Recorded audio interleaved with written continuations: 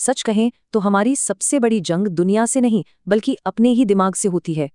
तो फिर लोग गोल्स बनाकर फेल क्यों हो जाते हैं? हम अपनी आदतों को काबू क्यों नहीं कर पाते?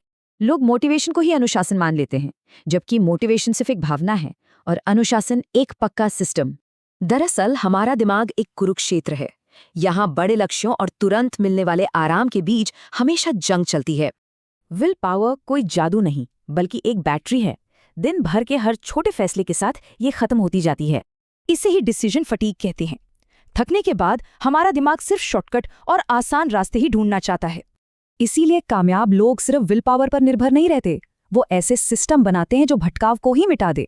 जैसे काम के वक्त फोन दूर रखना या रूटीन फिक्स करना।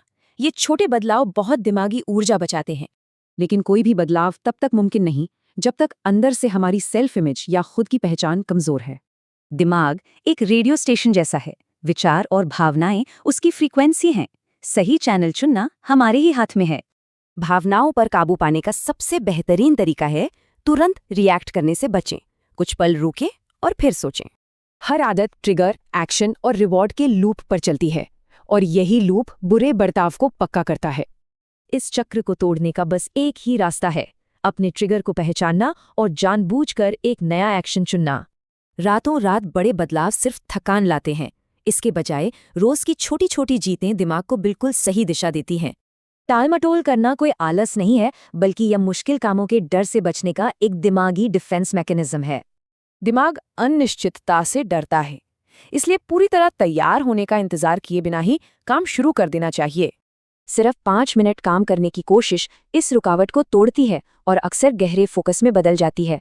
क्लैरिटी से वो दिमागी उलझन तुरंत खत्म होती है, जो हमेशा काम टालने की बुरी आदत को जन्म देती है। लंबी सफलता के लिए परफेक्शन नहीं, बल्कि हर दिन खुद में सिर्फ 1% का सुधार लाने की जरूरत है।